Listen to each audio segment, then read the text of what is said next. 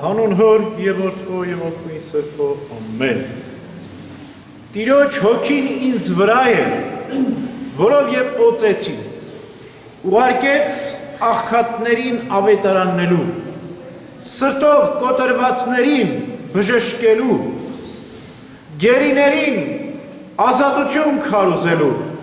կույրերին տեսնելու և Տիրոջ ընդունելի տարին հռչակելու։ Այս խոսքերը մեր Տիրոջ Հիսուս Քրիստոսի խոսքերն են, որ արտասանեց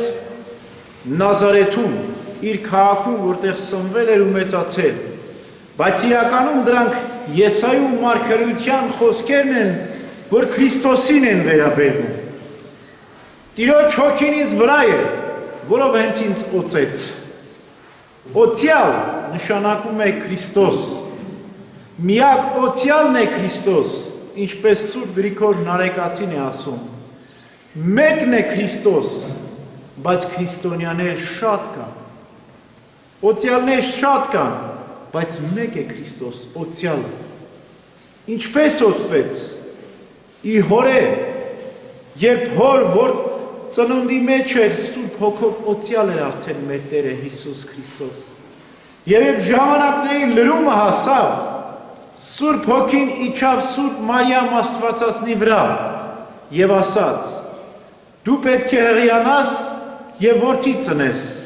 և Սուրբ Հոգին քեզ վրա պետք է իջնի։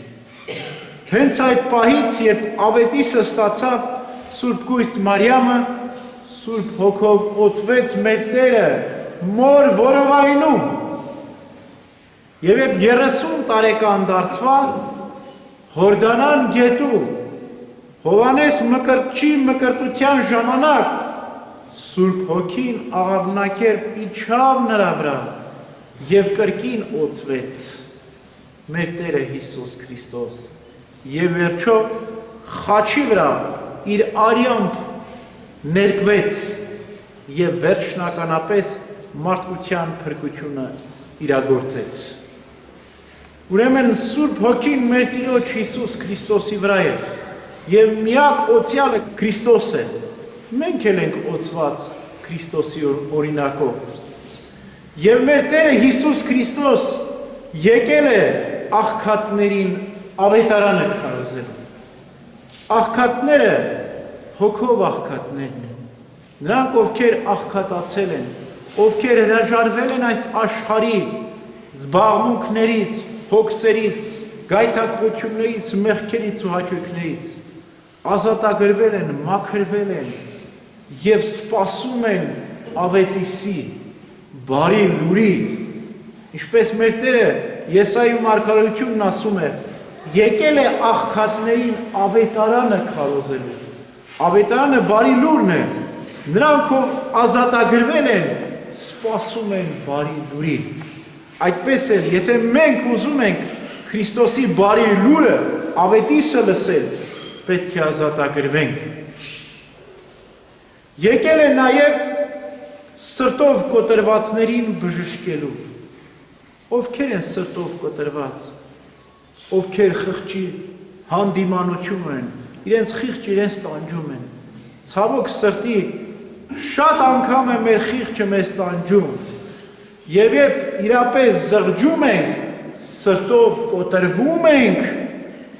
խոնարհվում ենք, հրաժարվում ենք մեղքերից, չարիքներից ու անօրենություններից, ընդունում ենք մեր մեղքերը, այն ժամանակ մեր խիղճը հանդարտվում է և մխիթարության կարիք ունենք, սրտով կոտրվել ենք, պետք է բուժվենք և հենց այդ պահի մեր Տերը հայտնվում է մեր կողքին։ Սրտով կոտրվածների սրտերն է բուժում մեր Տերը Հիսուս Քրիստոս։ Մեղքերից զղջացածների, խոստովանողների, ապաշխարողների հոգին է մխիթարում մեր Տերը Հիսուս Քրիստոս։ Եկել է գերիներին ազատություն քարոզելու։ Մարդկային ազգը գերության մեջ էր, որտեղ մինչև մեր Տիրոջ Հիսուս Քրիստոսի գալուստը բոլորն են մեռնում էին և դժոխք են իջնում։ Մեր նախաստեղծ ծնողի Ադամից սկսած գերեվարված էին, արգելափակված էին դժոխքում, և եկավ ու գերիներին ազատություն քարոզելու, մեղքի գերության մեջ եղող մարդկանց ազատություն քարոզեց։ Մեր Տերը 3.5 տարի երկրի վրա քարոզեց, ինչպես ասում է Սուրբ Գրիգոր Տաթևացին, 33 ժամ դժոխքում քարոզեց։ Ոչ բոլոր գերիներն են, որ ազատագրվում են, ոչ բոլոր գերիներն են մեղքի գերության մեջ եղող մարդիկ, որ Քրիստոսի քարոզը լսում են և գնում են դեպի ազատություն, որտև դժոխքում արգելափակված հոգիներին ավետարանը քարոզվեց, բայց ոչ բոլորը հարություն առան մեռելներից, ոչ բոլորը ազատագրվեցին, այդպես էլ այսօր ավետարանը մեզ մեղքերի գերությունից ազատություն է քարոզում, և եթե մեր միտքը, մեր հոգին, մեր սիրտը բաց են այս քարոզին, ապա մենք կլսենք, կկատարենք և կազատագրվենք մեղքի ծառայությունից։ Եկավ նաև Տիրոջ ընդունելի տարին հռչակելու։ Ո՞րն է Տիրոջ ընդունելի տարին։ Այսօր է, ինչպես Պողոս առաքյալն է ասում, որևէ պատճառով մի հետաձգեք ձեր փրկությունը։ Այսօր է փրկության օրը, նա ով իր փրկությունը, այսինքն իր զղջումը, ապաշխարությունը, հրաժարումը մեղքերից հետաձգում է վաղվա օրվան։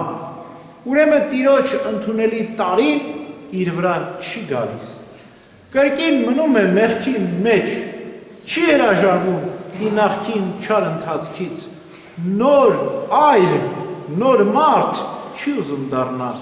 Քրիստոսով չի ուզում վերածնվի, այլ սպասում է։ Սպասում է, թե երբ դարձի կգա, երբ կհրաժարվի իր չար սորություններից, սպասում է մի օր, չէ, պետք չէ սպասել, պետք է գործել, այսօր է ընդունելի օրը, այսօր է փրկության օրը, այսօր է Տիրոջ ընդունելի տարին։ Եկեղեցու Սուրբ հայրերն ասում են, ովքեր հույսով մեղանչում են, անհույս կկորչեն։ Ինչ է նշանակում հույսով մեղանչել։ Մի օր դարձի գալու հույսով մեղք են գործում։ Ինչպես շատերն ասում ես մեղքից հրաժարվի, ասում են կփորձենք։ Դա նշանակում է, որ իրենք հույսով մեղանչում են, կփորձենք։ Եվ այդպես փորձելով ընկնում են փորձանքի մեջ, չեն ազատագրվում մեղքից։ Դուք մի փորձեք, այլ հաղթահարեք մեղքը, մի թողեք, որ ձեզ վրա իշխի, Աստուծո ծառա եղեք, սատանայի գերի մի եղեք, մեղքի ծառա մի եղեք, չեք կարող երկու Տիրոջը ծառայել։ Կամ մեկին կսիրեք, կամ մեկին կարհամարեք։ Ուրեմն այսօրվա խոսքերը, որ մեր Տերը Հիսուս Քրիստոս ընթերցեց Նազարեթում ժողովարանում մեզ է ուղված։ Տիրոջ հոգին ինձ վրա է, Քրիստոսի վրա է, օծյալն է մեր Տերը, եկել է մեզ գերիներիս ազատություն քարոզելու, սրտով կոտրվածներիս բժշկելու, հիվանդներին ամոքելու և Տիրոջ ընդունելի տարին հռչակելու։ Ուրեմն չհետաձգենք մեր փրկությունը, այսօր է փրկության օրը, հենց այս պահին, հենց հիմա զղջանք, խոստովանենք մեր մեղավոր լինելը, ընկնենք Տիրոջ առջև, ծնկի գանք, մեղա Աստծո ասենք, և Տերը մեր մեղքերին թողություն կտա։ Ամեն։